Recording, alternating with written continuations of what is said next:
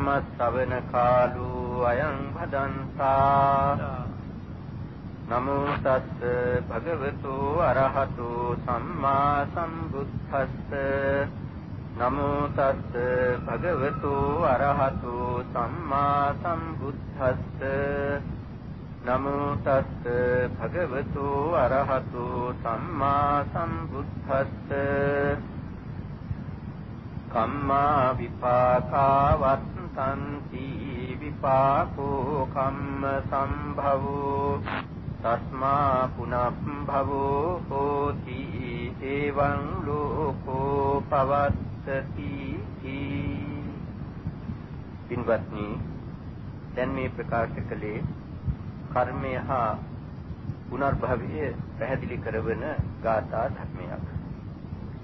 කම්මා විපාකා වත්තන්ති, කර්ම රැස් කිරීම නිසා එහි විපාක පවතිනවාය. විපාකෝ කම්ම සම්භවෝ, විපාකේ කියන්නේ කර්මයෙන් හටගන්නා ලද්දක්. තස්මා පුනබ්භවෝ හෝති, කර්ම විපාක නිසා නැවත ඉපදීමක් ඇති වෙනවාය. එවං ලෝකෝ පවත්තති, සත්ත්ව ලෝකේ පවත්නේ මේ ආකාරයටයි. කර්ම රැස් කරනවා, එහි විපාක වශයෙන් නැවත උපදිනවා. නැවත කර්ම රැස් කරනවා, එහි විපාක වශයෙන් නැවතත් උපදිනවා. එලෙසින් යම් කිසි දවසක කර්ම රැස් කිරීම නතර කළාද නැවත ඉපදීමක් නැහැ. කර්ම රැස් කිරීම නතර වන්නේ රහත් වුණ දාතයි. කර්මයේ සහ පුනර්භවයේ පිළිබඳ විශ්වාසය අද ලෝකේ පුරා පුදුම වේගයකින් පැතිරෙනවා. වැඩි කල නොගිහින් මේ කර්මයක් පුනර්භවයක් විශ්වාසයේ මත යුරෝපයේ සුන්දර සමාජ පරිවර්තනයක් වෙන්නටත් ඉඩ තියෙනවා. උගත් ලෝකයා අතරට මේ කර්මය සහ පුනර්භව විශ්වාසය මේ තරම් වේගයෙන් පැතිරෙන්නට සිදු වූ කරුණු මොනවද කියලා නුවණින් සලකා බලනකොට එදා අපේ බුදුරජාණන් වහන්සේගේ දවස පැන නැගුණු ප්‍රශ්නම ඒ ආයතත් පැන නැගිලා තියෙනවා. ඒවාට උත්තර කර්මයට සහ පුනර්භවයට තැනක් දෙන්නේ නැතුව විසඳන්නට බැරි තත්ත්වයක් ඇවිල්ලා තියෙනවා. කලින් ඒ රටවල් වල පුනර්භව විශ්වාසය මිත්‍යා දෘෂ්ටියක් හැටියට පිළිගත්තා. ඒ නිසාම පුනර්භව විශ්වාසයේ යම් කිසිවකු ඇති කරගත්තොත්, එබඳු මිත්‍යා දෘෂ්ටි අදහසක් ඇති කරගත්තොත්, ඒතනත්තාට දී යුතු දඬුවම රටින් නිරපීමේ කියන தත්ත්වයටම ඒට විරෝධය පෙන්වුවා. එලෙසින් පුනරුත්පත්තියක් විශ්වාස කරාම රටින් නිරපිය යුතුයි කියන තරමට දැඩි කොට අල්ලගෙන හිටිය ඒ දෘෂ්ටි කැඩිලා මිනිලා ගිහිල්ලා දැන් ඒ රටවල් වල කර්මයක් පුනර්භවයක් ප්‍රචාරය කිරීමට නවීන ප්‍රචාරක මාධ්‍ය සියල්ලක්ම යොදවනවා. ඒ තැනට ඒ අයපත් උනේ කොහොමද කියන එක පැහැදිලි කරන්නේ මේ පින්වත්තුන්ගේ විශ්වාසය තව තවත් තරවීමටත්, ඒ වගේම ඇතැම් අය තුල තාමත් සැකහෙම තියෙනවා කර්මයේ පුනර්භවයේ පිළිබඳව, ඒවා නැති කරවීමටත්, ඒ වගේම අදත් එදත් උගත් ලෝකයා මේ පිළිබඳව තර්ක කළ හැටි, ඒට පිළිතුරු ලබාගත් හැටි පෙන්වා දීමටයි.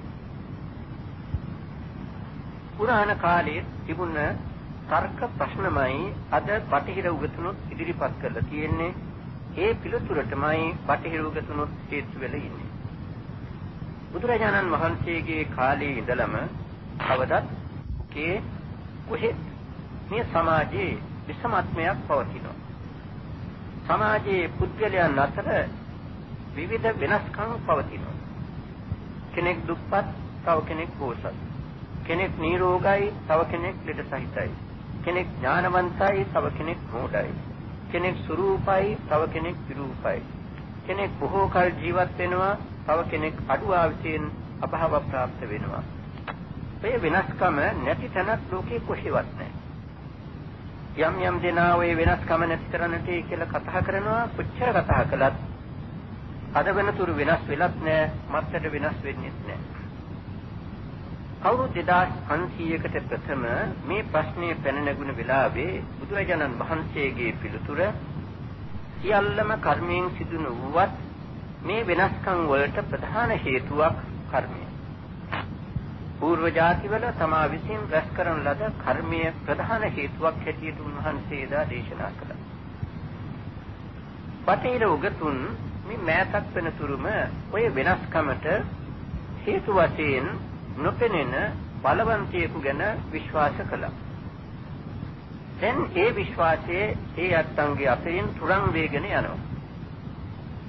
එහෙම තුරන් වෙනවත් එක්කම නගින ප්‍රශ්නයක්. එහෙමනම් මේ විවිධත්වයට හේතු මොනවද? දැන් උගතුන් තර්ක කරලා කියනවා විතරක් නෙවී ලියලම ප්‍රකාශ කරනවා මේ වෙනස්කම් වලට හේතු සොයන්නට ගිහිල්ලා මේ જાතියේ කාරණා පමණක් සම්බන්ධ කරගෙන අපි කොච්චර තර්ක කළත් පිළිතුරක් ලැබෙන්නේ නැහැ. මේට පිළිතුරක් සොයන්නට නම් පූර්ව જાතියකට යන්නට ඕන. පූර්ව જાතියකින් නොපෙනෙන ශක්ති විශේෂයක් දැනලා තියෙනවා. ඒ තමයි මේ ක්‍රියා කරවන්නේ. එහෙමනම් පූර්ව જાතිය දැන් බාර ගන්නවා. පූර්ව જાතියක් බාර ගන්නවා නම් න්‍යායානුකූලව මතු જાතියක් පිළිගන්නටත් වෙනවා. పూర్ව જાතියකින් නොපෙනෙන ශක්ති විශේෂයක් ගෙනල්ලා තියෙනවා. අන්නේ ශක්ති විශේෂයට තමයි බුද්ධාගමේ කර්මය කියන්නේ. එදා බුදුරජාණන් වහන්සේගේ පිළිතුරටම මේ ආයත් දැන් හේතු වෙලා ඉන්නවා. ඒ අතර බටහිර උගතුන් මේ ලෝකයේ ඇතමුන්ගේ බුද්ධි විකාශය ගැන පරිශන කරන්න පටන් ගත්තා. සමහර දෙනාගේ බුද්ධි විකාශය හිතන්න බැරි තරම් ඉහළට ගිහිලා තියෙනවා. සමහර දෙනා ඉගෙන ගන්නට බොහොම මහන්සි ගන්නවා, පාඩම් කරනවා, මහන්සියේ තරමට ඉගෙනීම දියුණු වෙන්නේ නැහැ. තවත් සමහර දෙනාගේ බුද්ධිය මේ සුළු උත්සාහයකිනුත් පුදුම විදියට නැගට යනවා. ඒ ආයක ලොකු ප්‍රශ්නයක් මේ සමහරුන්ගේ මේ තරම් උසස් බුද්ධියක් කොහොම ලැබුණාද කියලා. බුදුරජාණන් වහන්සේගේ පිළිතුර සමහරුන්ගේ උතුම් බුද්ධි විකාශයට හේතුව పూర్ව ජාතිවල සම්බන්ධයයි. මේ පින්වතුන් අප කවුරුත් පිළිගන්නවා බුදුරජාණන් වහන්සේගේ සර්වඥතා ඥානයට වඩා ඉහළ නුවණක් තවත් නැහැ කියලා. ඒ සර්වඥතා ඥානයේ අන්තිම භවයේදී මතුණත් එක භවයකට සීමා වූවද්ද නැහැ. මේ පින්වතුන් අප කවුරුත් පිළිගන්නවා නියත විවරණයේ පටන් අරගෙන සාරා සංඛ්‍ය කල්ප ලක්ෂයක් පාරමී ධර්මයන් පිරුවා. උටේතරම් දීර්ඝ කාලයකට සම්බන්ධව ඇවිල්ලා ඒ ඉහළම තත්වයට දියුණු වෙලා අන්තිම જાතියේදී ඒක ලෝකයට දැනගන්න ලැබුණා. බටහිර උගතුනුත් දැන් ඔය ප්‍රශ්නේම අරගෙන තර්ක කරනවා මේ කෙනෙකුගේ බුද්ධිය මේ තරම් කොහොමද විකාශයට පත්වන්නේ? මේ තරම් දියුණුවට පත්වන්නේ කොහොමද? මේකනම් එක જાතියකට සම්බන්ධ දෙයක් හැටියට පිළිගන්නට අපහසුයි. ෂේක්ස්පියර් වැනි කෙනෙකුගේ බුද්ධි විකාශය එක જાතියකට සීමා කරනවා නම් ඇයි අනිත් අයටත් බැරි ෂේක්ස්පියර්ලා වගේ දියුණු වෙන්නට? ඒ නිසා එබඳු අයගේ බුද්ධි විකාශය ಜಾති කීපයක්වත් පස්සට ගිහිලා බලන්නට ඕන. ಜಾති කීපයකට හරි සම්බන්ධයි කියලා දැන් ඒ අය කියනවා. එහෙමනම් పూర్ව ಜಾති පිළිගත්තා. එහෙනම් මතු ಜಾති පිළිගන්නට ඕන.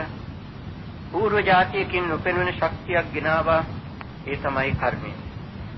කර්මයක් පුනර්භවයක් ඔය තර්කානුකූලව තව තව එළිය වැටෙනවා. මිනිසයන් පිළිබඳව පමණක් නෙවී බටහිර උගතුන් තිරසනුන් පිළිබඳවත් මෙලෙසින් පරිශන පවත්වලා තියෙනවා. අපේ ජාතක පොතේ සමහර තිරසනුන්ගේ කතා තියෙනවා පුදුම දේවල්. සමහර වාට විහිළු කරනවා. මොකද බටහිර උගතුන් විහිළු කරන්නේ නැහැ. කලින් විහිළු කරන්නේ නැහැ, දැන් විහිළු කරන්නේ නැහැ. ඒ අය කරන පරිශන අනුව බැලුවම මේ ජාතක කතාවල තියෙන තිරසනුන් පිළිබඳ සිද්ධීන් ඒ තරම් පුදුම දේවල් නෙමෙයි. ඊට වඩා පුදුම දේවල් දැන් ඒ අය සොයලා අරගෙන ප්‍රකාශ කරනවා. මේ බටහිර උගතුනුත් තිරසනුන් අතර අශ්වයා අනිත් තිරසනුන්ට වඩා බුද්ධිමත් සතෙකු හැටියට පිළි අරගෙන ඉන්නවා. අශ්වයන් පිළිබඳව පරිශන කීපයක් පවත්වලා තියෙනවා. එකක් බටහිර ජර්මනියේ පවත්වපු පරිශනයක්. බටහිර ජර්මනියේ අශ්වයන් හදන ස්ථානයක අශ්ව පැටියෙකු උපන්නා.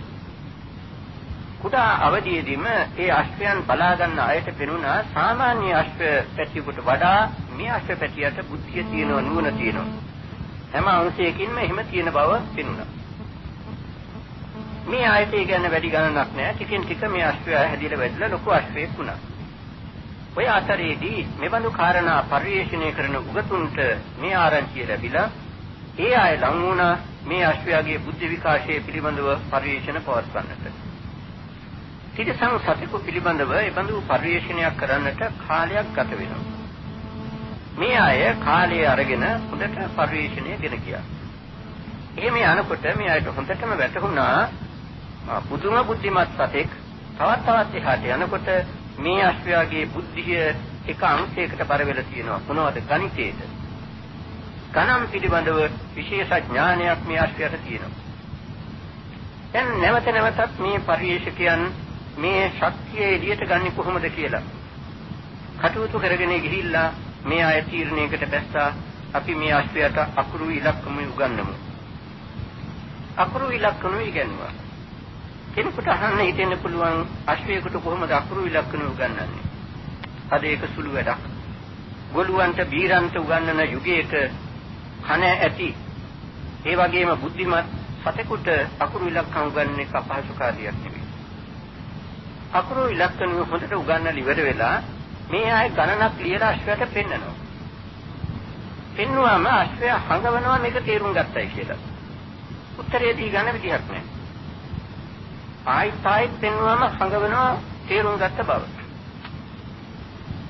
මේ යනකොට මේ අය තව තවත් මේක දියුණු කරගෙන පරිශීලන කටයුතු කරන ගමන් මේ ශක්තිය සම්පූර්ණයෙන් එළියට ගන්නටයි කියලා එක්තරා වැඩ පිළිලක් යෝජනා කළා. කුමක්ද? අශ්වයාට කකුලෙන් ටයිප් කරන්න පුළුවන් විදිහේ ටයිප් එකක් හදන්නට. විශේෂ ටයිප් එකක් හදුවා. හදලා අශ්වයා පුරුදු කළා කකුලෙන් ටයිප් කරන්න. එහෙම හොඳට පුරුදු වුණාට පස්සේ ඒ ටයිප් එකේට කොලයක් දාලා අශ්වයාට ගණනක් ලියලා පෙන්නනවා. පෙන්නුවාම අශ්වයා කකුලෙන් ටයිප් කරලා උත්තරය දෙනවා. කවුද ගණන් ඉගෙනන්නේ? අශ්වයාට මේ જાතිය නම් කවුරුවත් ගණන් උගන්වලා නැහැ. දැන් මේ අය කල්පනා කරනවා මේක පූර්ව જાතියක තියෙන සම්බන්ධයක්. වෙන විදියකට මේක විසඳන්නට බෑ. මේ පූර්ව જાතියක ඇතිවෙච්ච හැකියාවක්. ඒ නිසා පූර්ව જાතිය පිළිබඳ අදහස වුණ වැඩි දියුණු වෙනට පටන් ගත්තා. ඒ වගේ විවිධ පරිශන නිසා මේ අයට ඔය හැඟීම් ක්‍රමයෙන් වැඩි දියුණු වුණා. ඔය අතර ලෝකයේ දත් කවදත් තියෙන තව සිද්ධියක් පිළිබඳවත් ඒ අය දැන් ප්‍රකාශ කරලා තියෙනවා. කුමක්ද? මේ සමහර දෙනා දැක්කම ප්‍රථම දර්ශනයෙන්ම පුදුම හිතවත්කමක් ඇති වෙනවා. දහස් ගණන් දෙනා දකින්නවා. එහෙම දෙයක් නැහැ. සමහර විට කෙනෙක් දැක්කම එකවරට පුදුම හිතවත්කමක් ඇති වෙනවා. ඒක හේතු බුදුරජාණන් වහන්සේගෙන් ඇසුවම උන්වහන්සේ ප්‍රකාශ කළා උබ්බේව සන්නිවාසේන පූර්ව જાතියක එකට හොඳට හිතවත්ව ඉඳලා තියෙනවා. ඒ සම්බන්ධයයි කියලා. සාධකයක් වශයෙන් ප්‍රකාශ කරනවා නම් මේ කවුරුත් දන්නවා බුදුරජාණන් වහන්සේගේ සිද්ධාර්ථ කුමාරයන්ගේ දෙමාපියන් වහන්සේ කවුද කියලා. මහා මායා දේවිය සුද්ධෝදන රජතුමා. එදත් අදත් කවුරුත් දන්නවා. එනත් බුදුරජාණන් වහන්සේ පාරේ වඩිනකොට මහලු බමණෙකුත් පැමිණියෙකුත් පිටිපස්සෙන් ඇවිල්ලා කියනවා පුතේ මේ කොහෙද යන්නේ? මේ කලකට පස්සේ පුතා දැක්කේ. මේ කොහෙද පුතා යන්නේ කියලා. එයා අහල පහල ඉන්න අයට මේක මහ පුදුම දෙයක්. මේ මහලු දෙන්නෙක් ඇවිල්ලා මේ මොකද කරන කතාව? කවුරුත් දන්නවනේ උන්වහන්සේගේ දෙමව්පියන් කවුද කියලා. මේ අහල පහල ඉන්න හිතුවා මේ පිස්සුව හැදිච්ච දෙන්නෙක් වෙන්නට ඇති. මේක වළක්වන්නට හිතුවා. එතින්දි බුදුරජාණන් වහන්සේ ප්‍රකාශ කළා එහෙම කරන්න එපා. මේක වැළැක්වුවොත් ඔය දෙන්නගේ හිතට බලවත් වේදනාවක් ඇති වෙනවා. ඔය දෙන්නට එහෙම පිස්සුවක් අමාරුවකින් නෙවෙයි කියන්නේ. ඔය දෙදෙනා පූර්ව ජාතියක මගේ අම්මා තාත්තා වෙලා හිටියා. අන්නේ පරණ සිද්ධිය මතුවෙලා වෙයි. ඒ නිසා කැමැති මනාප හැටියට දෙන්නට කතා කරන්න ඉඩ දෙන්න. ඔය වගේ සිද්ධි අද ලෝකී රටවල් වල තියෙනවා. පින්වත්නි, ඒ අය දැන් ලියලම කියනවා මේ වගේ සිද්ධි සොයන්නට නම් හේතු සොයන්නට නම් පූර්ව જાතියකට යන්නට ඕන. පූර්ව જાතියක සම්බන්ධය කියනවා විනා වෙන කියන්නට ක්‍රමයක් නැහැ. ඔය නිසා කර්මයේ සහ පුනර්භවයේ පිළිබඳ විශ්වාසයේ බටහිර පැතුණා. ඕම යන අතරේ ලෝකේ කවදත් තිබිච්ච සමහර විද්‍යාවන් අදත් යම් යම් දෙනා ඉගෙනගෙන පරිශීලනවලදී ඒව උපකාර කරගන්නවා. එනම් මෝහණය. සමහර දෙනා මෝහණය කරලා ඒ අයගෙන්ම පූර්ව જાතිය හිම පටන් ගත්තා. බුදුරජාණන් වහන්සේගේ කාලෙත් ওই මෝහන විද්‍යාවන් තිබුණා. නොඑක් විද්‍යාවන් තිබුණා. බුදුරජාණන් වහන්සේ ඒවා ගණන් ගත්තේ නැහැ. ඒවා මේ බොහොම දුර්වල විද්‍යා හැටියට උන්වහන්සේ සැලකුවේ. ඒ නිසා භික්ෂුන් වහන්සේලාට ඒ විදිහට මහජනයා පහදවන්නට උනන්දු වෙන්නට එපා කියලා ප්‍රකාශ කළා. ප්‍රාතිහාර්ය දක්වලා මහජනයාගේ ප්‍රසාදය දිනා ගන්නට සූදානම් වෙන්න ඕනේ මගේ ශ්‍රාවකයන්. මගේ ශ්‍රාවකයන් හොඳට ධර්මයේ කරුණු සහිතව පැහැදිලි කරලා දීලා මහජනයා පහදවන්නට ඕන. ඒකත් තිබුණා. අදත් තියෙනවා. ඒ බටහිර රටවල් වල ඒ මගිනුත් පූර්ව જાති පිළිබඳව පරිශීලන වලටත් දැස්සා. කෙනෙක් අරගෙන ඒ තැනත්තා මෝහණය කරනවා. මෝහණය කරලා ඒ තැනත්තාගෙන් අහනවා මේ ගිය જાතිය කොහෙද කියලා. අර තද නින්දේ ඉන්න මේ තැනත්තා හරියට මේ රෙකෝඩ් එකක් දැවා වගේ කතාව පටන් ගන්නවා.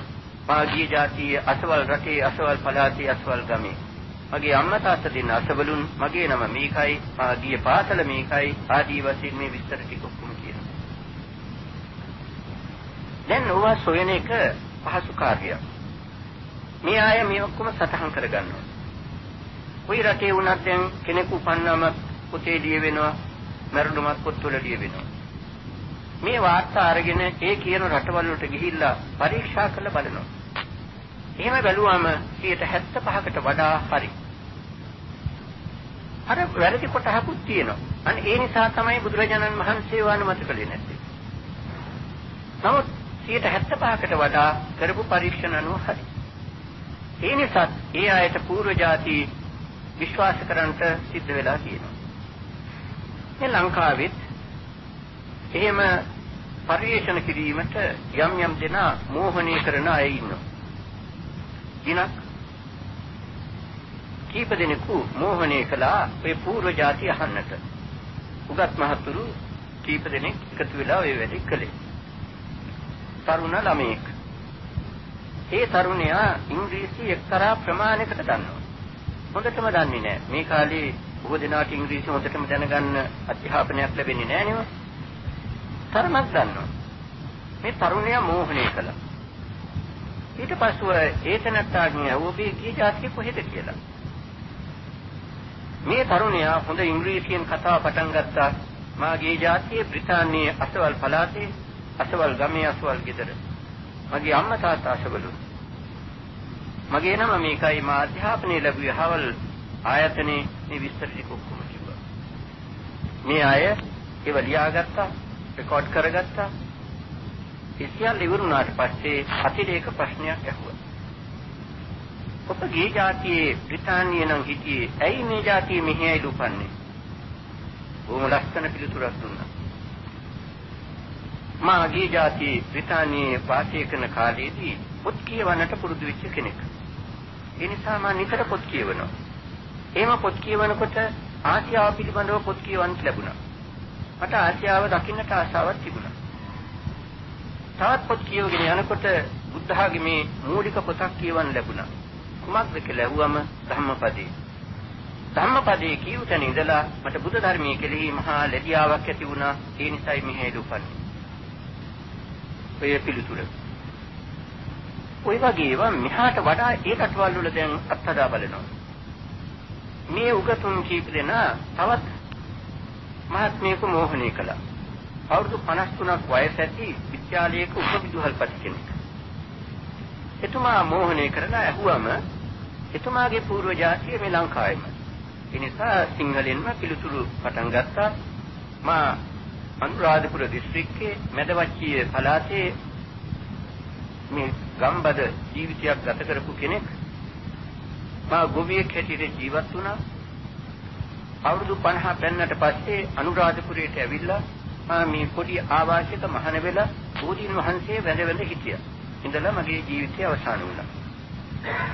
ඔය ඒක නැත්තා කියපු විස්තරය. ඉතින් හැබැයි ලංකාවේ වුණත් ඒක නම් හරියට පරීක්ෂා කරලා සොයා ගන්නට බැරි වුණා. මොකද ඔය පළාත්වල රජයේ පොත්වල ලියන සිරිතකුත් නැහැ. ඉතින් පරණ තොරතුරු දන්න කෙනෙකුත් නැහැ. ඉතින් වැඩිහිටි කෙනෙකුට ඉන්නේ උඩමළුවේ නායක ස්වාමීන්ද්‍රයන් වහන්සේ. උන්වහන්සේගෙන් ගිහිල්ලා ඇහුවම උන්වහන්සේ කීවා මට දැන් බොහොම වයසයි. දැන් මතක නැහැ. පරණ සිද්ධි සමහරක් ඒවා මතක නැහැ. ඒ නිසා ඔය ගැන මට මොනවද කියන්න බැහැ කියලා. මොකද කොමාරී තනත්තාගේ පූර්ව ජාතිහිම ප්‍රකාශ කරනවා. උබඳු කාරණා නිසා බටහිර උගතුන් අතරට කර්මීය සහ පුනර්භවයේ පිළිබඳව විශ්වාසයේ තව වේගවත්ව පැතිරෙන්න පටන් ගත්තා. ඒ අතරට තමයි දොස්තර ඉයන් ස්ටීවන්සන් මහත්මයා ඔය පුනර්භව පිළිබඳව පරීක්ෂණ පටන් ගත්තේ. ඇමරිකාවේ විශ්වවිද්‍යාලයක මහාචාර්ය කෙනෙක්. අවුරුදු 15කට වැඩි කාලයක් එතුමා මේ පුනරුත්පත්ති පිළිබඳව පරීක්ෂණ පවත්වලා තියෙනවා. එමළු පරීක්ෂණ පැවැත්වීමට ලංකාවටත් 6 වාරයක් ඇවිල්ලා තියෙනවා. එලෙසින් එතුමා පරීක්ෂණය කරන්නට යනකොට එතුමාට සිද්ධීන් වශයෙන් 1000 ගණනක් සිද්ධීන් ලැබුණා. එයින් 600 ගණනක් පරීක්ෂණ කටයුතු වලට භාජන කළා.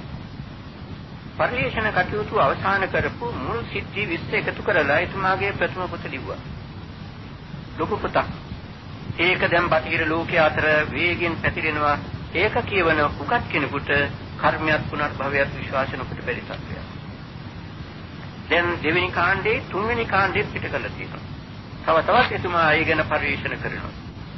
එතුමා පළවෙනි කාණ්ඩයේදී විශේෂයක් සඳහන් නොකළත් දෙවෙනි කාණ්ඩයේදී එතුමා කියනවා මා දැන් බෞද්ධයි. මා කර්මයේ පුනරුත්පත්ති විශ්වාස කරන බෞද්ධයෙක්. එතුමාව දැන් ප්‍රකාශ කරනවා. මොකද එහෙම පරිේශන කරන කෙනෙකුට ඒ විශ්වාසයේ නොතබාම බැරි වෙනවා. ලංකාවට ආපු වාරයක එතුමාට උවමනා වෙලා තිබුණා එක සිද්ධියක් සොයාගන්නට මේ කොල්ලුපිටියේ තියෙන ඩර්ඩන් ඉස්පිරිතාලේ. එතෙන්ට ගිහිල්ලා ඒ කාලේ එම්.ආර්.ඩි. සිල්වා දොස්තර මහත්මයා හිටියා. එතුමාට මේ කාරණේ කිව්වා මා මෙහිම කෙනෙක් මෙච්චර දුර බැහැර ඉඳලා ආවා. මා පරීක්ෂණ කරනවා. මගේ ළඟ එක්තරා වාර්තාවක් තියෙනවා. ඒක ඇත්තද නැත්තද කියලා බලා ගන්නට මෙතනින් තමයි හැකියාව.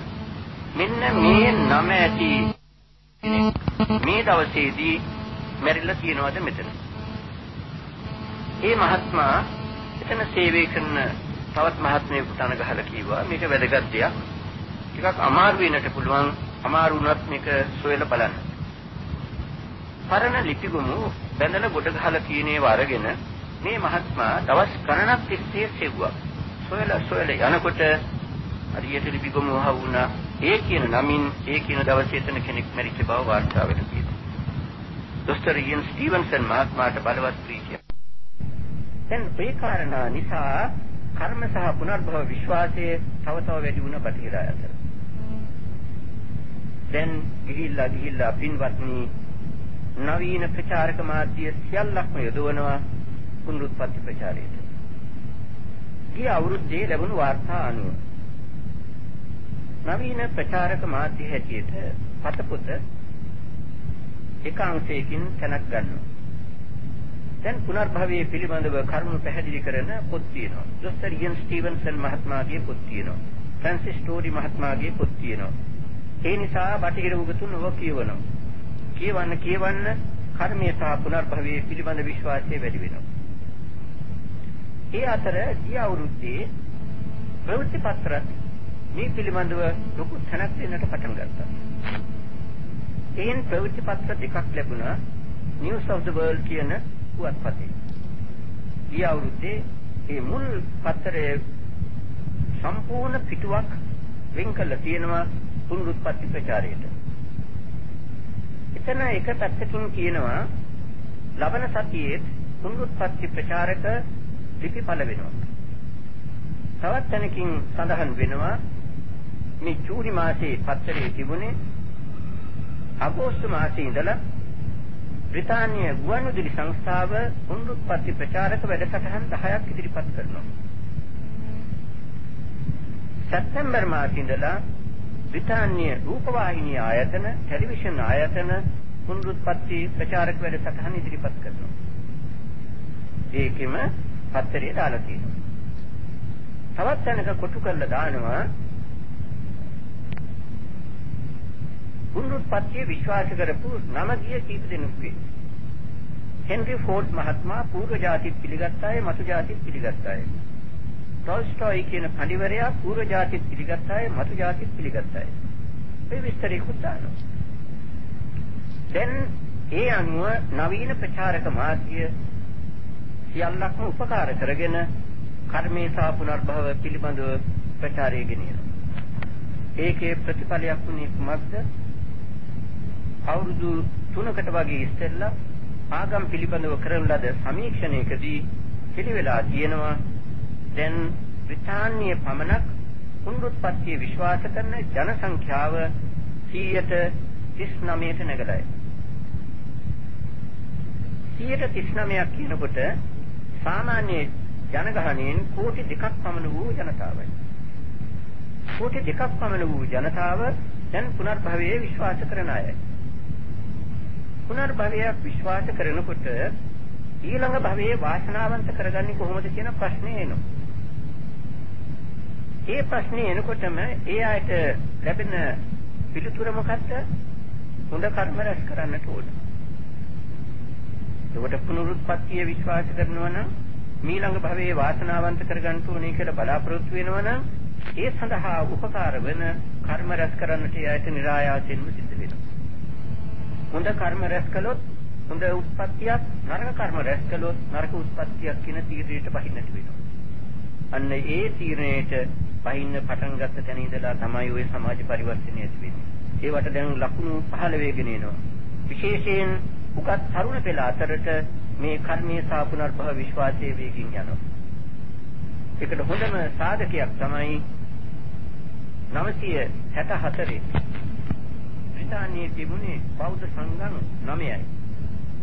දැන් මේ 77 වෙනකොට 100ක් පමණ දැන් ඇති වෙලා තියෙනවා. කලින් හිටම්ම තිබුණා ඔක්ස්ෆර්ඩ් කේම්බ්‍රිජ් විශ්වවිද්‍යාල දෙකේ බෞද්ධ සංඝම් දෙකක්. ඒ දෙකෙන් පැතුරුණා. දැන් අලුත් විශ්වවිද්‍යාලවල නැත්නම් විශ්වවිද්‍යාලවල මහා විශ්වවිද්‍යාලවල අලුත් බෞද්ධ සමිති පටන් අරගෙන යනවා. ඒ නිසායි මා කීවේ එක්තරා කාල පරිච්ඡේදයකදී වැඩි ඈත නොගිහින් මේ කර්මීය පුනර්භවයේ පසුබිම් කරගෙන යුරෝපයේ සමාජ පරිවර්තනයක් ඇති වෙන්න ඉඩ තියෙනවා. ඒකට අපි උදව් කරන්න ඕනේ. කුමක්ද කළ යුතු උදව්ව? මේ ධර්මයේ ඊයාගේ අතට තව තවපත් කරන්න ඕනේ. දැන් මේ පින්වතුන් හිතන්නට කර්මයක් පුනර්භවයක් විශ්වාස කරනවා නම් ඒ තරම් විශාල සංඛ්‍යාවක් ඒ අයට උවමනා කරන්නේ කර්මයක් පුනරුත්පත්තියක් උගන්වන ආගමක් නෙවෙයි. එතකොට බුද්ධ ආගමේ කර්මීය පුනරුත්පත්තිය උගන්වනවා, හින්දු ආගමේ උගන්වනවා. ඒනොත් බුද්ධ ආගමේ ඉගැන්වීම වඩා පැහැදිලි කියන එක උගත් ලෝකයේ පිළි අරගෙන තියෙනවා. එහෙමනම් අද ඔය තරම් විශාල ජන සංඛ්‍යාවකට උවමනා වෙලා තියෙන බුදුරජාණන් වහන්සේගේ ධර්මයයි. ඔය අතර ඉන්නවා ඒ රටවල් වල තව විශාල සංඛ්‍යාවක් බෞද්ධ මිත්‍රයන් කියලා. ඒ අය වෙන ආගමක් අදහන්නෙත් නැහැ. කෙලින්ම බෞද්ධයි කියලා ප්‍රකාශ කරන්නේත් නැහැ. සලකන්නේ බුද්ධ ආගමට විතරයි. බුද්ධ ආගම ඉගෙන ගන්නවා. ඒ අයට උදව් කළොත් ඒ සියලු දෙනාම බුද්ධ ආගම පිළිගන්නවාට කිසිම සැකයක් නැහැ. ඒ නිසා අපි මේ අවස්ථාවෙන් ප්‍රයෝජන ගන්නට ඕනේ. අපි බලෙන් කොයිම දවසකවත් මේ ධර්මයේ පතුරවන්නට ගියේ නැහැ. අදත් නැහැ. නමුත් මේ තරම් විශාල සංඛ්‍යාවක් අපෙන් බුද්ධ ධර්මයේ ඉල්ලනවා වගේ නෙමෙයි. කර්මය පුනරුත්පත්තිය විශ්වාස කරලා බලාපොරොත්තු වෙමින් ඉන්නවනම් එතකොට එහෙම ඉල්ලන අයට අපි මේ ධර්මයේ නොදෙනවනම් කොච්චර ලොකු පාඩුවක්ද? යම් කිසිවෙකු පිපාසයෙන් පීඩිතව කෑ ගහනවා, අනේ මට පිපාසයි වතුර ටිකක් දෙන්න කියලා. හොඳ වතුර තිබියදී එබඳු කෙනෙකුට වතුර ටිකක් දෙන්නේ නැත්නම් ඒක අකරුණාවක් නෙවෙයි. ඒ වගේ ධර්ම විපාසයෙන් ඉන්න මේ ජනතාවට මේ දහම් පෙන් දෙන්නේ නැත්නම් ඒකත් අකරුණාවක් නෙවෙයි. අපට මේ ලැබිච්ච වාරයෙන් අපි ප්‍රයෝජන ගන්නට ඒ උගත් ජනතාව අතර බුදුරජාණන් වහන්සේගේ ධර්මයේ පතුරවන්නට ඕනේ. ඒ අතරම මේ පින්වතුන් අප කර්මයේ පුනර්භවයේ විශ්වාස කරන අය හැටියට අපේ ඊළඟ භවයේ කොහොමද වාසනාවන්ත කරගන්නේ කියන එකත් හිතන්න ඕනේ. අද මේ ජීවිත වාසනාවන්තයි.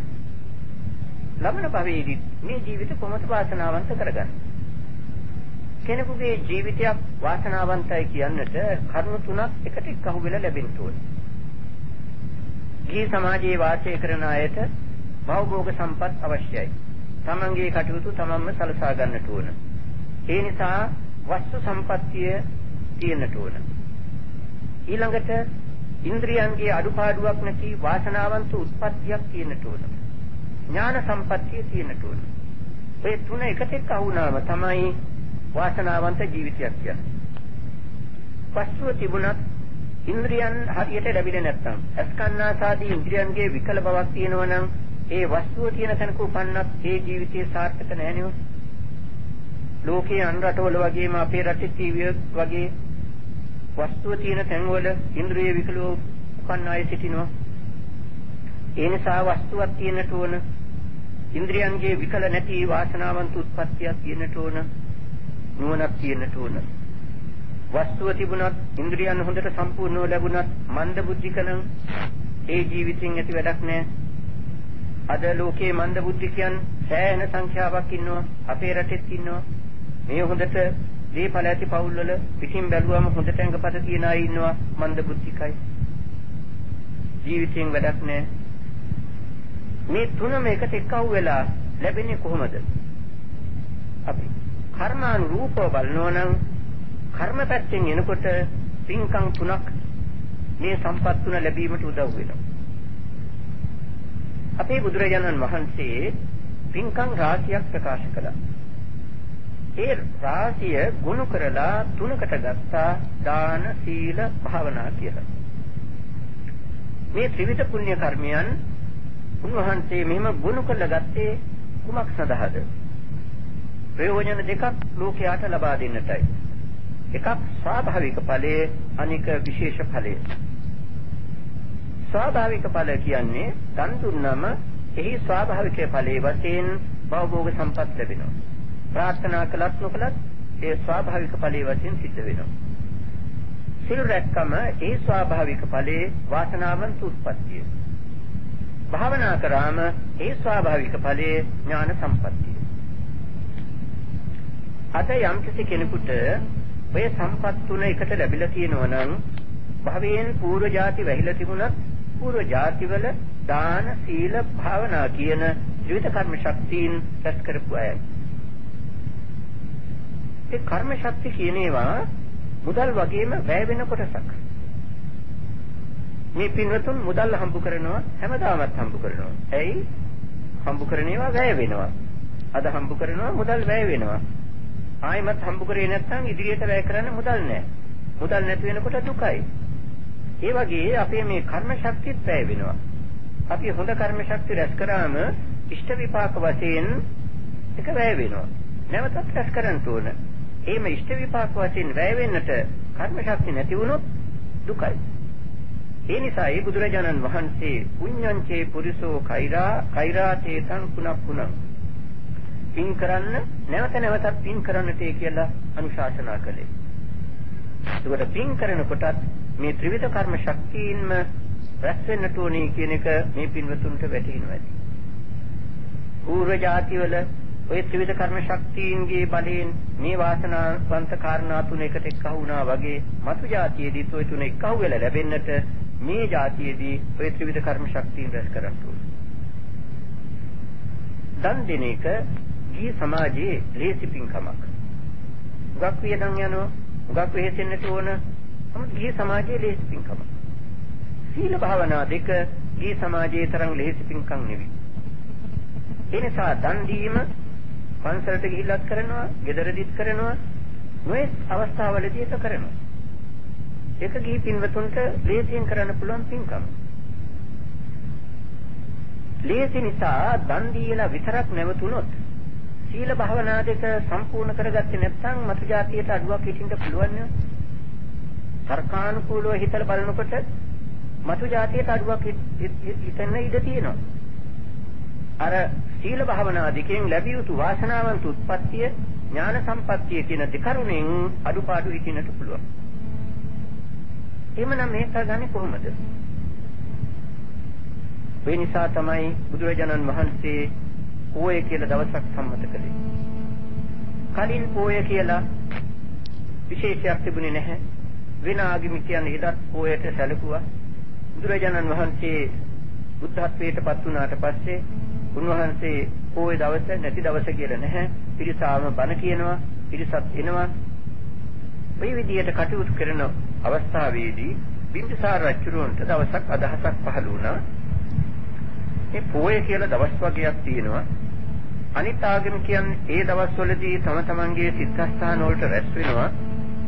මේ බෞද්ධයනොත් ඒ වගේ රැස් වෙනවා නම් හොඳ නෙවද? පෝයදා. බුදුරජාණන් වහන්සේ හමුවන්නට ගියා.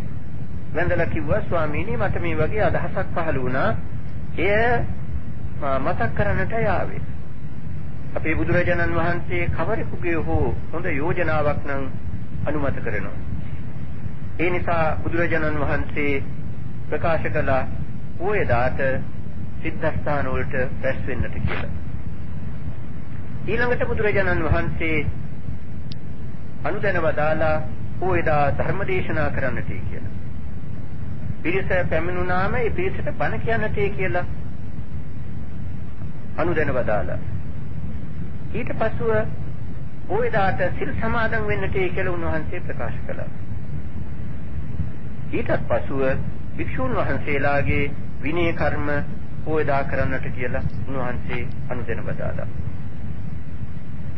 පෝය දවසක් සම්මත කළ දුන්නේ ගිහි සමාජයේ වින්වතුන්ට දන් දෙන එක කවදත් කරත හැකි සීල භාවනා කොටස් දෙක එහෙම හැමදාම හැමතැනදීම කරන්න බෑ. ඒකට සුදුසු පරිසරයක් තියෙන්නට ඕන. අන්න ඒ පරිසරය හදා දෙන්නටයි. ඒ නිසා පැරණියන් සතියේ දවස් 6ක් 7ක් තමන්ගේ එදිනදා ජීවිතය පිළිබඳ කටයුතු කරලා 7 වෙනි දවසේ නැත්නම් 8 වෙනි දවසේ නිවාඩු ගත්තා. ඒක තමයි පෝය. එහෙම නිවාඩු අරගෙන ගෙදර හිටියොත් එහෙම ආයෙමත් අර පුරුදු වැඩවලටම යෙදෙනවා විසක් අර ආගමික වතාවත් කෙරෙන්නේ නැහැ. ඒ නිසා සම්පූර්ණ දවස ඉඳ තියෙනවා නම් උදේ පාන්දර ගිහිලා සිද්ධාස්ථානයකට සිල් සමාදන් වෙලා එතන දවස ගත කරන්න. එහෙම බැරි නම් වරුවකට හරි යන්න අර අඩු වෙච්ච සීල භාවනා දෙක පුරව ගන්න. අන්න කොච්චර හොඳ වැඩ පිළිවෙලක්ද. සතර පොයටම බැරි නම් දෙපොයට. එහෙමත් බැරි නම් පස්වස්සකටවත් එලෙසින් සීල භාවනා කියන කර්ම ශක්ති දෙක රැස් කරගත්තේ නැත්නම් ඒක ලොකු පාඩුවක්. ඒ නිසා අප කර්ම රැස් කරනකොටත් මතු ජීවිත වාසනාවන්ත වීමට උපකාර වන පරිදි කර්ම රැස් කරන්න ඕන. ඊළඟට එහි විශේෂ ඵලයේ තමයි පින්වත්නි දාන සීල භාවනා කියන කර්ම ශක්තියන්ගේ විශේෂ ඵලය ප්‍රාර්ථනා බලයෙන් නිවන් අවබෝධ කරගන්න. ඊළඟට ඉදිනදා ජීවිතයේ ලැබෙන තවත් විශේෂ ඵලයක් තමයි මානසික සුවේ, මානසික සහනය. අද ලෝකයේ දියුණුවේ කියලා කතා කරනවා. ඒ අනුව අපේ රටත් දියුණුවේ කියලා කියනවා. එහෙමනම් අද දියුණුවේ කියන රටවල් වල තියෙන මානසික අසහනය අපේ රටේ තාමත් නැත්තේ මොකද? ඔය දියුණුවේ කියන රටවල් වල මොන තරම් මානසික අසහනද? තාම අපේ රටේ වගේ මානසික අසහන නැහැ. මේ බුදුරජාණන් වහන්සේගේ ධර්මයේ නිසායි. බුදුරජාණන් වහන්සේගේ ධර්මයේ ජීවිතයට සම්බන්ධව තිබෙන තුරු මානසික අසහනයක් හැදෙන්නට ඉඩක් නැහැ. මොකද උන්වහන්සේගේ ධර්මයේ පෙන්වන්නේ මානසික සහන ඇති කරගන්නටයි. දැන් බලන්නට පින්කමක් කරාම ඒ පින්කම නිසා ඇති වෙන්නේ මානසික සුවයක්. ඒක ඒ වෙලට පමණක් නෙවෙයි දින ගණන්, සති ගණන්, මාස ගණන් මේ මානසික සුවේ බලපවත්වනවා. ඊළඟට භාවනාදී උසස් ප්‍රතිපත්තියක දුනම ඒ ආයත ඇති වෙන්නේ මානසික සුවයක්. මේ මානසික සුවේ ඒ දින ගණන් සති ගණන් මාස ගණන් තියෙනවා.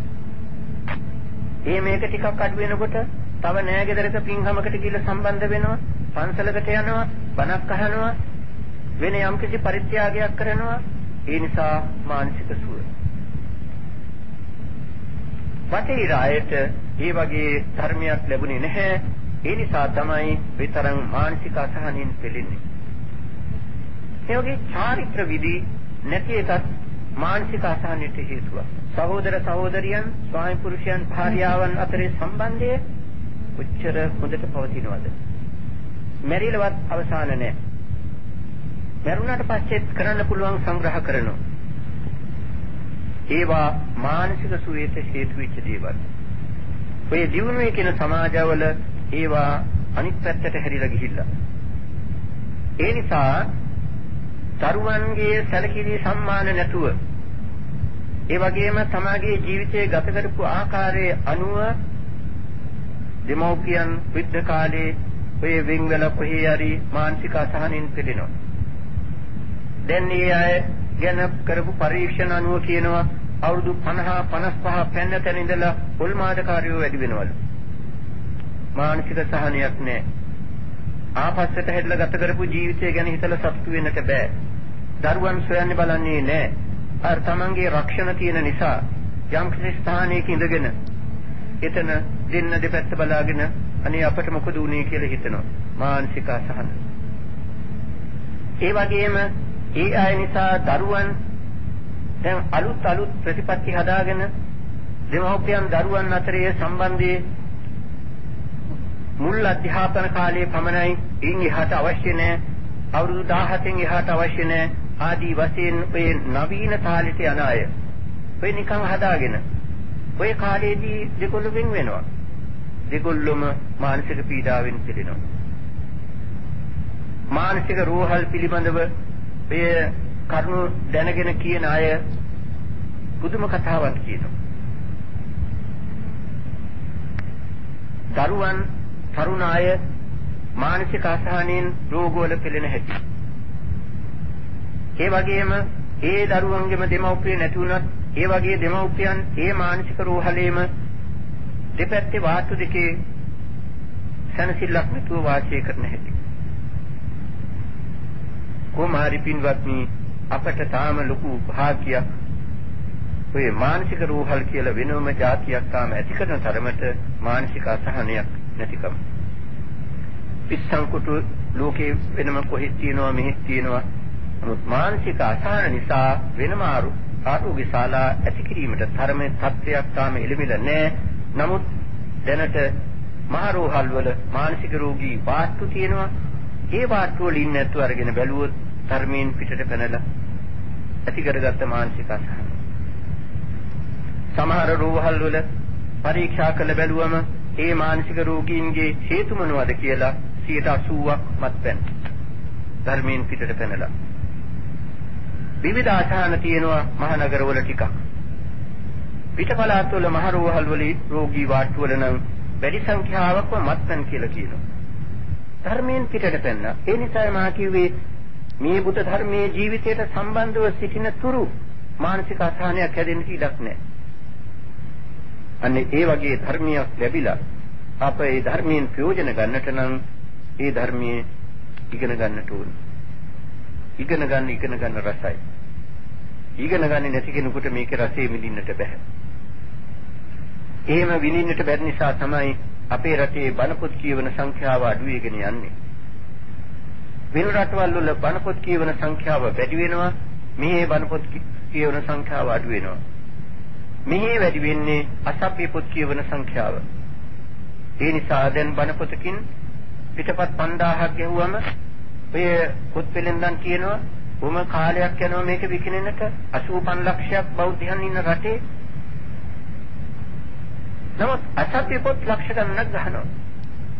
කද්දයි ප්‍රශ්නයක් නැහැ. මුද්‍රණ වියදමේ ප්‍රශ්නයක් නැහැ. ඕන තරම් ගහනවා ඕන තරම් විකිනෙනවා. තවත් පින්වත්නි පටහිරේක අනිත් පැත්තට ටික ටික හැරි යනවා. අවුරුදු කීපයකට ප්‍රථම ක්‍රිස්මස් සම්ප්‍රිස් මහත්මයා බුද්ධ ආගම කියලා පොතක් ලිව්වා. පළවෙනි වතාවට පිටපත් ලක්ෂ 50000ක් මුද්‍රණය කළා. මාස කිහිපයකින් ඔක්කොම ඉවරයි. අපේ පුවත්පත් සංග්‍රහ බෞද්ධ ඒවා තිබුණා. අද ඒවයි සත්‍ය කුමක්ද කියලා මේ පින්තුන් කල්පනා කරොත් පැහැදිලි. අනගාരിക ධර්මපාලතුමා පටන් ගත්තා. සිංහල බෞද්ධයා ලංකාවේ ප්‍රධාන පෙළේ බෞද්ධ ගෙවල් වලත් පන්සල් වලත් හැමතැනම පැතිරී ගියා. ඒක ක්‍රමයෙන් අඩු වෙනට පටන් ගත්තා. මොකද අපේ කියවන්නන්ගේ රුචිය වෙනාතකට හැරුණා. සිංහල බෞද්ධයා පත්තරේ වගේ පත්තරයක තියෙන ලිපි කියවන රුචිය අඩු වෙගෙන ගියා. පිටපත් 2008 එනකම් පහළට බැස්සා. නැවැත්තුවා පටන් ගන්නවා නැවැත්තුවා පටන් ගන්නවා. ඔය සත්‍යයට. ඒ වගේම සංගරහ තිබුණා බෞද්ධ සංගරහ. දැන් බොහොම අමාරුවෙන් පවත්වන කීපයක් විසක් තියෙනවාද කියලා බලන්න. නමුත් අනිත් රටවල් වල රුචිය වැඩි වෙලා තියෙනවා බුද්ධ ආගම කියවන්නට. ඒ නිසා ඒ ඇත්තන්ගේ බුද්ධ ආගම සම්බන්ධ පොත් නැත්තම් බුද්ධ ආගම සම්බන්ධ සංග්‍රහ නැත්තම් වැඩි වැඩියෙන් පිකිනෙනවා. හොඳ වාර්තාවක් මේ පින්වතුන්ට මතක් කරන්න පුළුවන්. බුද්ධ ජයන්තිය 956 කාටත් මතකයි. ලංකාවේ ඇතිවෙච්ච එක්තරා ප්‍රබෝධයක් උඩ ලෝකේ පුරා බුද්ධ ජයන්ති ഘോഷාව පැතිරුණා. බටහිර රටවල් වල බුද්ධ ජයන්ති ഘോഷාව පැතිරුණා. මේ කවුරුත් දන්නවා ලෝකේ පුරා යන සංග්‍රහ අතුරින් ලයිව් සංග්‍රහව එකක්. ලයිව් සංග්‍රහව ඒ කාලේ වරකට 5 ලක්ෂයක් මුද්‍රණය කළා. ඒ සංස්කාරක මණ්ඩලයේ මේ බුද්ධ ජයන්ති ഘോഷාව පැවැත්වෙනකොට රැස් වෙලා තීන්දුවක් ගත්තා බුද්ධ ජයන්තිය නිමිති කරගෙන අපත් සංග්‍රහ කලාපයක් නිකුත් කරමු. ධර්ම ප්‍රචාරයටම නෙවී ඒ අත්ව වෙළඳාමට. එහෙම තීන්දුව කරලා මාස ගණනක් තිස්සේ ප්‍රසිද්ධ කළ අසවල් සංග්‍රහ කලාපයේ බෞද්ධ පින්තූර සහ බෞද්ධ ලිපි වලින් යුක්තව නිකුත් කරනවා කියලා. පින්වත්නි, ඒ ප්‍රචාරය නිසා ඉල්ලුම් කරුවන්ගේ සංඛ්‍යාව කොච්චර වැඩි වුණාද කිව්වොත් වරකට 5 ලක්ෂයක් ගහන සංග්‍රහව ඒ වාරයේදී 20 ලක්ෂයක් ගහන සිද්ධ වුණා. ලොකු වෙනසක්. ඉගෙන ගන්න පස ඇති ධර්මයක් බුද්ධ ධර්ම. හොඳට නුවණින් විමසන්න තව ප්‍රීතිය. අන්ධ විශ්වාසයට තැනක් නැහැ. තර්ක කරන්න ප්‍රශ්න කරන්න. හොඳට තර්ක කළ ප්‍රශ්න කළ ඇතුළට ගන්න. එහෙම ඇතුළට ගන්න තව ප්‍රීතිය. පිළිපදින්න සැනසෙල්ල. කොච්චර ඉගෙන ගත්තත් කොච්චර තර්ක කළත් ජීවිතයට සම්බන්ධ කරගත්තේ නැත්නම් බුදු ධර්මයෙන් ලැබිය යුතු සැනසෙල්ල ලබන්නට බෑ. අන්නේ සැනසෙල්ල බුදුරජාණන් වහන්සේ පෙන්වලා දුන්නා. එදිනෙදා ජීවිතයේ පිළිබඳව සැනසෙල්ලෙන් පටන් අරගෙන දියුණු කරගෙන ගිහිල්ලා නිබ්බානං පරමං සුඛං කියාපු නිර්වාණාභෝධීන් පරම සැනසෙල්ල ලබන තෙක්. ඒ විදිහේ ධර්මයක් මේ පින්වතුන්ට අපිට ලැබිලා තියෙන නිසා ඒ ධර්මයෙන් වැඩ ගන්නට අප කවුරුත් වැඩියෙන් ධර්මයේ ඉගෙන ගන්නට ඕන. විශේෂයෙන් ජී පින්වතුන්ගේ ප්‍රයෝජනය සඳහා දේශනා කරපු දහම් කොටස් ටික ඉගෙන ගන්නට ඕන. ඒ ධර්මයේ රස විඳින්නට ඕන, ජීවිතයට සම්බන්ධ කරගන්නට ඕන. සිහියෙන් නුවණින් දිවි පවත්වමින් තමන් තුල තියෙන අගුණ දුර්වලකම් සොයා බලා ටික නමුත් අඩු කරගන්න